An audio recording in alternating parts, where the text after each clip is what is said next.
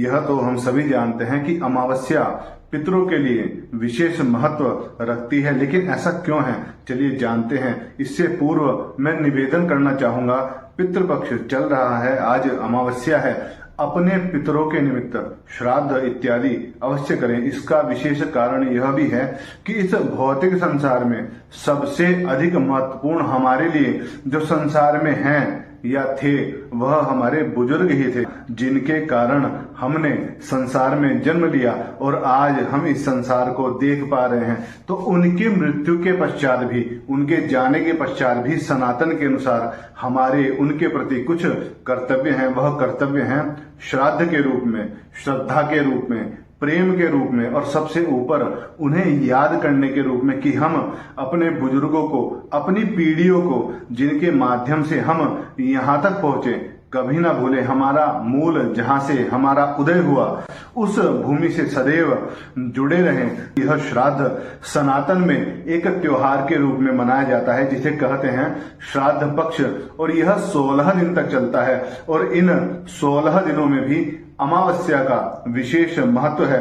अमावस्या के महत्व को जानने के लिए हमें पैतृमान को जान लेना आवश्यक है। सनातन में समय गणना के लिए मुख्यतः 9 प्रकार के कालमानों का उल्लेख मिलता है, और मैं बड़े गर्व के साथ कह सकता हूं कि सनातन के अतिरिक्त संसार में कालमान गणना का इतना विस्तार सनातन के अतिरिक्त और कहीं भी नहीं हो पाया। यह भी हमारे पितरों का ही आशीर्वाद है। हमारे यहाँ सौरमान है जो सूर्य से निर्धारित होता है, चंद्रमान है जो चंद्रमा से निर्धारित होता है, नक्षत्रमान है जो नक्षत्रों के आधार पर निर्धारित होता है। नवविध कालमान को समझने के लिए हमारी वीडियो भारतीय काल व्यवस्था एवं नवविध कालमान को अवश्य देखें, डिस्क्रिप्शन बॉक्स में मिल जाएगा। और इसी क्रम में हमारे यहाँ है पितृमान, जो पितृलोक की समय व्यवस्था के अनुरूप चलता है। पितरों का स्थान चंद्रमा के ऊपर के लोक में बताया गया है, और चंद्रमा से संबंधित होने के कारण पितृलोक में बहुत ठंड रहती है और समय व्यवस्था भी चंद्रमा के अनुरूप ही चलती है, ऐसा माना जाता है।